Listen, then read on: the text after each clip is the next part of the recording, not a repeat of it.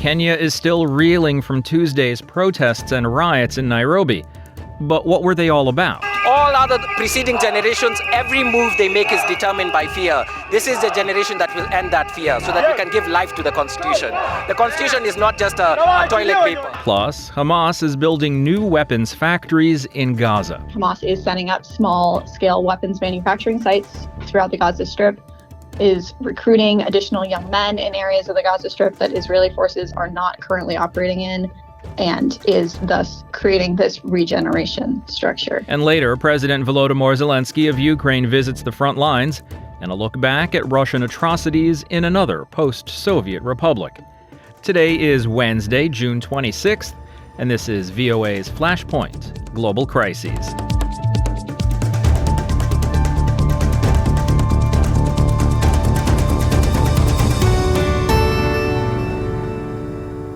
Good evening, I'm Steve Karish in Washington. Kenyans woke up to the acrid smell of tear gas still lingering in the capital a day after protesters stormed Parliament amid violent demonstrations over a controversial tax plan, during which at least 23 people were killed. As Wednesday began, there were no reports of violence. Police and soldiers patrolled the streets as city workers began cleaning up debris. Parliament, the City Hall, and the Supreme Court were cordoned off with crime scene tape. The military was deployed overnight to support police. Kenyan President William Ruto said on Wednesday that he will not be signing the controversial tax hike bill into law. In an address to the nation, Ruto said his decision to withdraw the legislation came after reflecting on the content of the bill and listening to the protesters. Protests over the proposed tax increases turned violent in Nairobi Tuesday as demonstrators clashed outside Parliament with police, who fired live ammunition after attempts to disperse the crowds with tear gas and rubber bullets failed. What's different about these protests is that young Kenyans, mostly members of Generation Z born roughly between 1997 and 2012, have been leading the charge against the bill and the government, and it's giving political protests in Kenya a new face. Juma Majanga reports from Nairobi. Raha Mweni and Clarence Kiragu join other protesters for a demonstration in the streets of Nairobi. We cannot be intimidated, they sing. These young adults say they have taken to the streets to call for the withdrawal of a bill to raise taxes, which they say is punitive.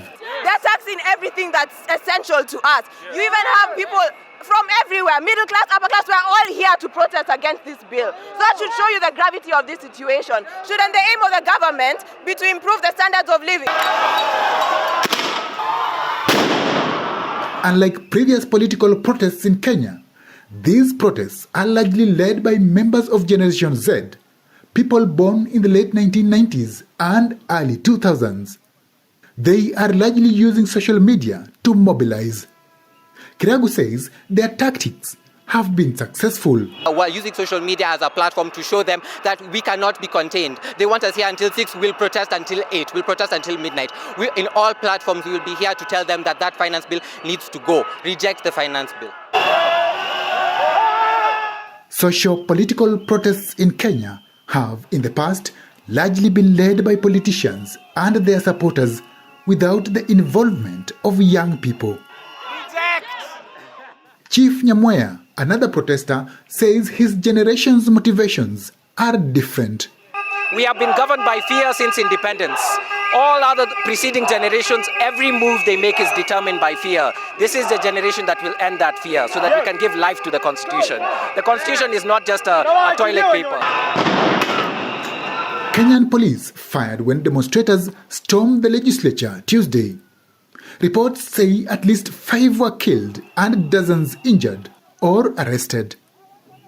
Kiragu says the brutality of the police will not deter them. Yeah, Gen Z are the ones leading and they know that, but they are still deploying their police officers, tear gassing people like it's a normal day activity. That's definitely wrong. Kenyan President William Ruto said the tax debate had been, quote, hijacked by dangerous people. Juma Majanga, VOA News, Nairobi. As the unrest was unfolding on the streets of Nairobi on Tuesday and the Parliament building was set on fire, the first group of Kenyan troops arrived in Haiti to keep the peace. It all begs the question, if they can't keep their own capital safe, what are they doing thousands of kilometers away? Fiona Joines of Reuters takes a look. These are the first Kenyan police officers deployed to tackle gang violence in Haiti. This contingent of a long-awaited Kenyan-led peacekeeping force arrived in the Caribbean country on Tuesday. Haitian Prime Minister Gary Conille promised that, little by little, control of the country would be regained. The state will regain power and reaffirm its authority, so all Haitians can live peacefully in this country.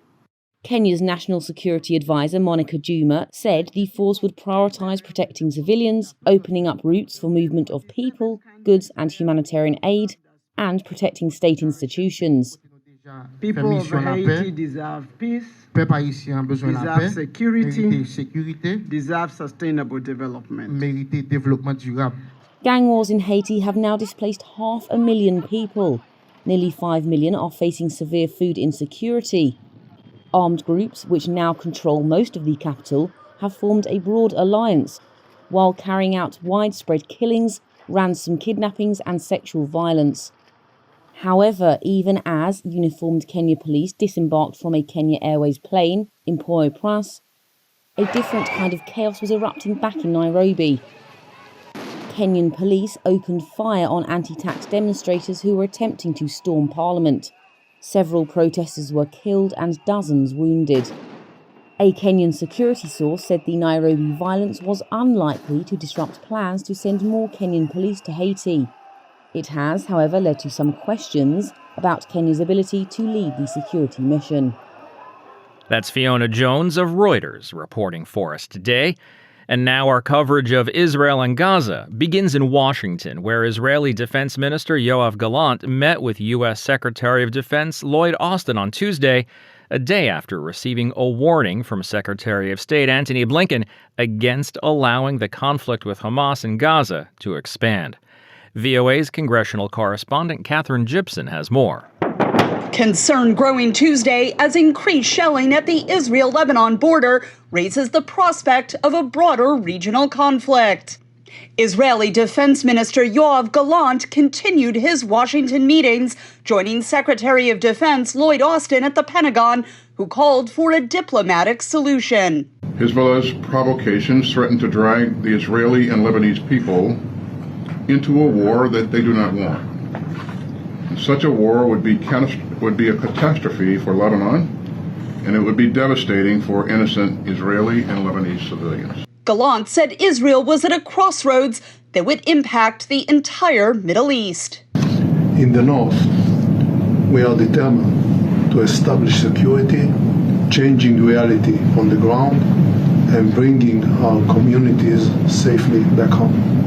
Israel has rejected Hamas's demand that a temporary ceasefire in the 8-month-old conflict would result in the end of the war.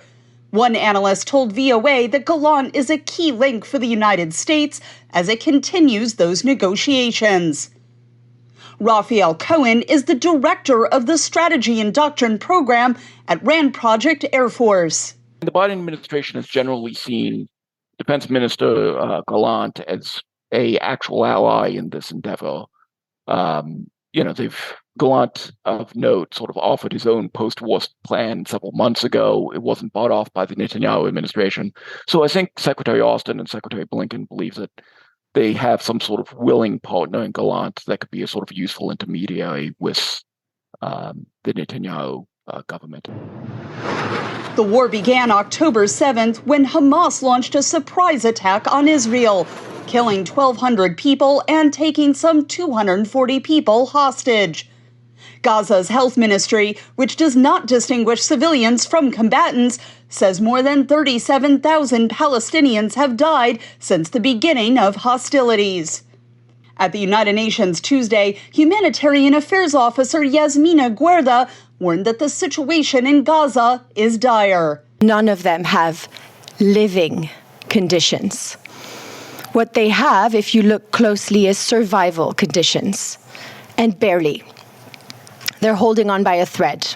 The U.S. State Department said Tuesday many land aid convoys in Gaza are not reaching civilians due to criminal targeting.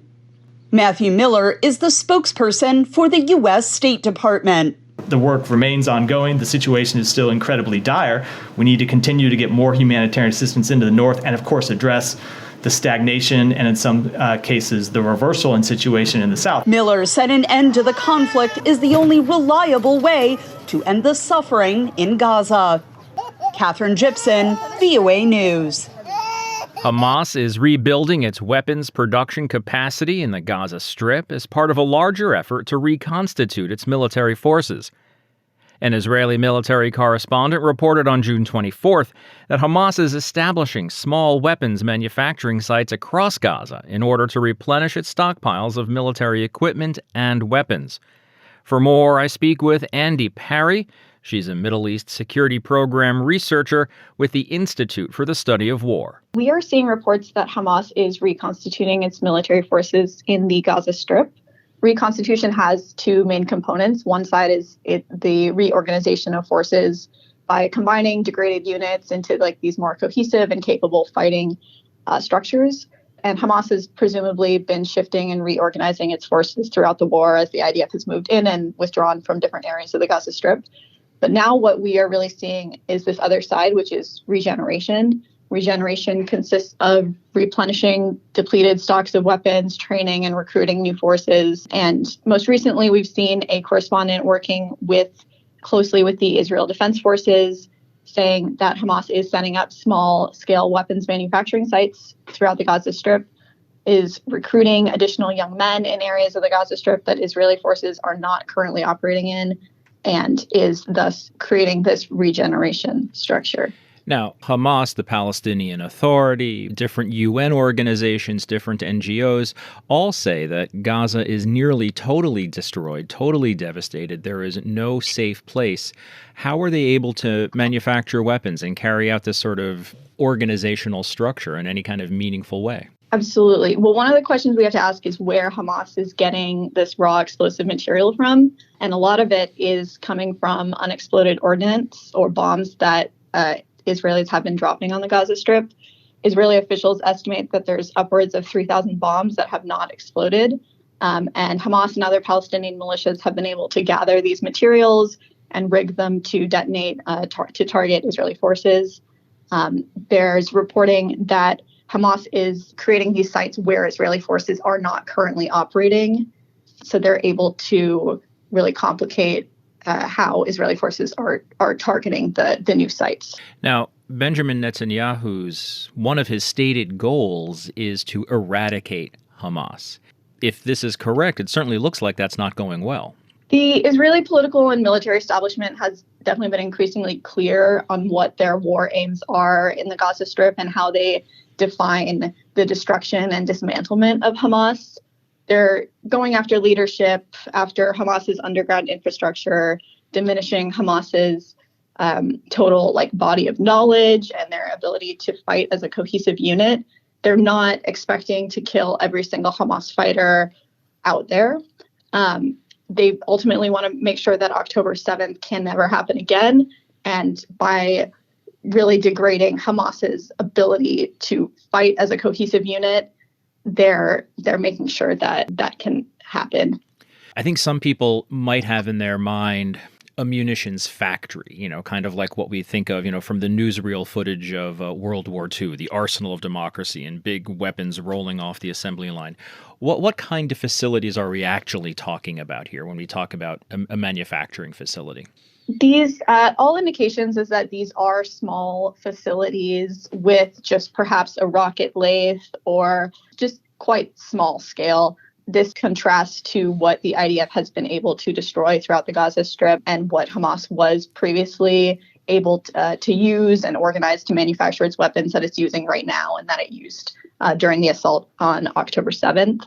So we're not talking about a huge manufacturing site, but Hamas is continuing to build up its stores that it can use now and in the future against Israeli forces in the Gaza Strip. If you know about these facilities, Presumably the IDF does too. I would think they would attack them, no? Absolutely. I think they are continuing to go after weapons production experts and these facilities. But while they know about some of them, it can be tough to get all of them that are popping up, especially if they are these small scale and well hidden sites. We'll leave it there for today. Andy Parry is a Middle East security program researcher at the Institute for the Study of War. Ms. Parry, thanks for your analysis today. Thank you so much.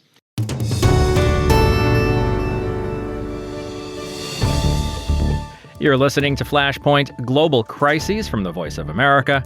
I'm Steve Karish in Washington. As we begin today's coverage of Ukraine and the Russian invasion, the memories of Russian interference in another post-Soviet republic are still fresh. That story coming up. Now, on to Kyiv.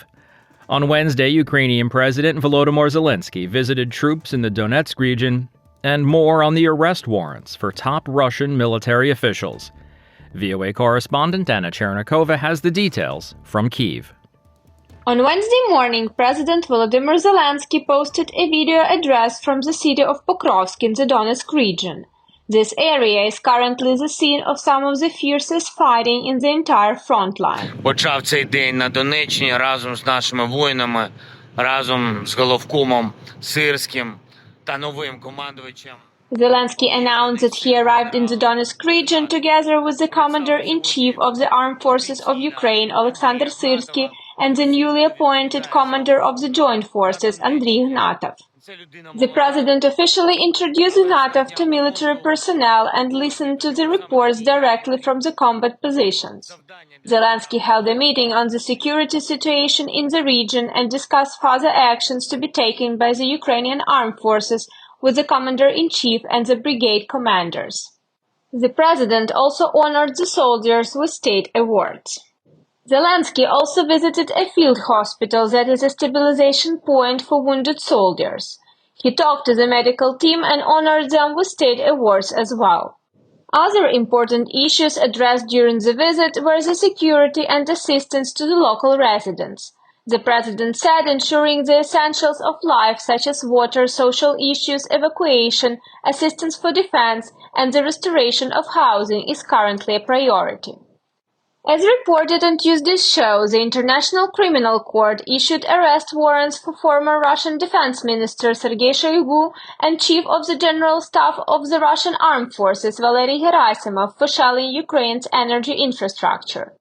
Previously, arrest warrants were issued to the Russian President Vladimir Putin and the authorized representative of the President of the Russian Federation on Children's Rights, Maria Lvova-Belova, for the illegal deportation and transfer of children from the occupied regions of Ukraine to the Russian Federation. Є нові ордери від Міжнародного кримінального суду щодо російських вбивць.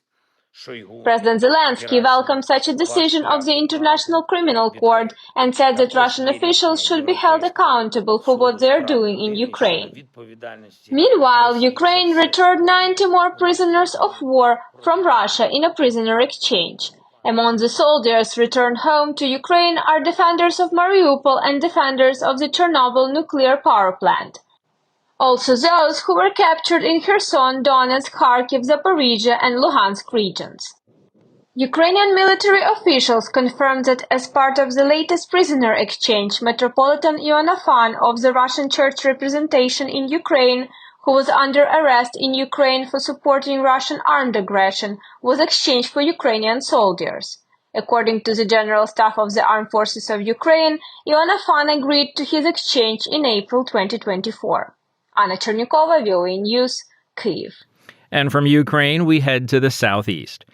Campaigners in Georgia are working to highlight past atrocities committed by invading Russian troops during the 1990s and 2000s, which they say should have acted as a warning of the dangers that Moscow posed to Ukraine ahead of Russia's invasion there in 2022.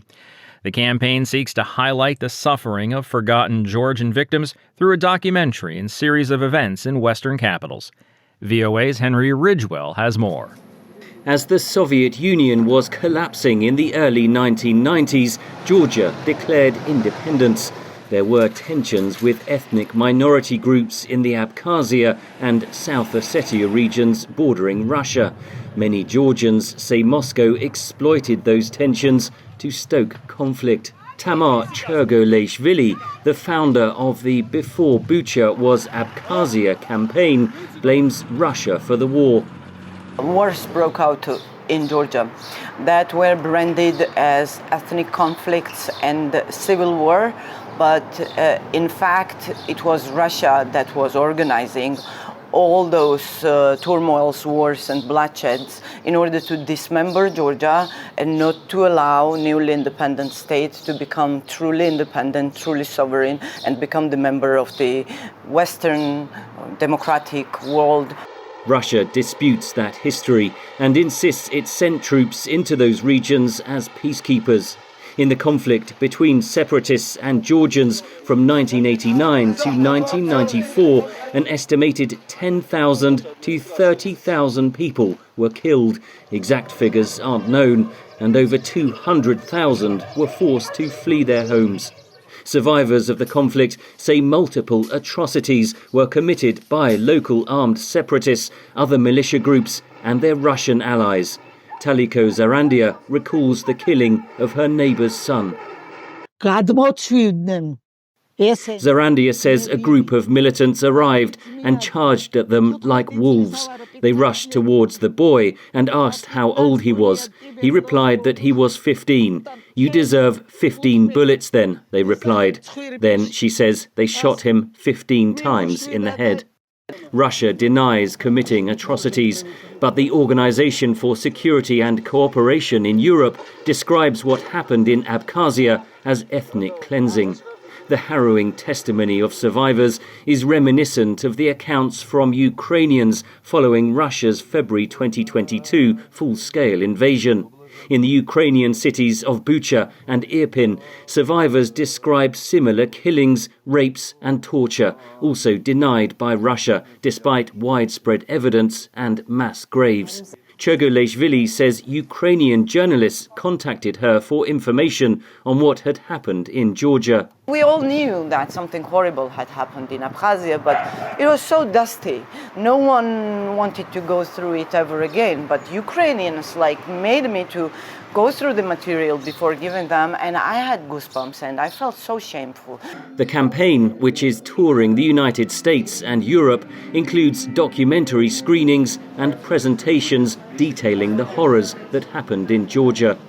To remind the world and ourselves about forgotten victims from Georgia that suffered the same aggression that Russia is using now against Ukraine, to warn the West that if they don't stop Russia in Ukraine now, they will have to spend 100 times more, in another 30 years. Russia invaded Georgia again in 2008. It still occupies 20% of Georgian territory, including Abkhazia and South Ossetia. Many Georgians say their fate should have provided ample warning of the dangers posed by Russia long before its invasion of Ukraine. Henry Ridgwell, VOA News, Tbilisi. And that's going to wrap up today's show. There's more VOA coverage 24 hours a day on our website, voanews.com, and across our social media platforms. On behalf of everyone here at VOA, thanks for listening. Until tomorrow, I'm Steve Karish.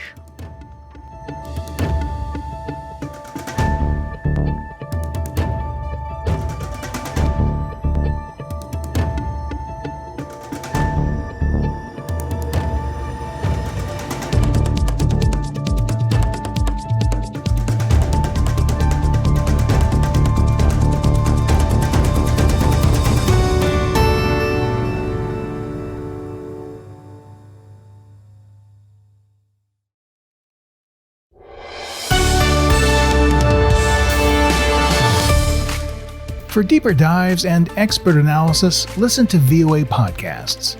Issues in the News explores the biggest stories every weekend, while International Edition keeps you informed every weekday.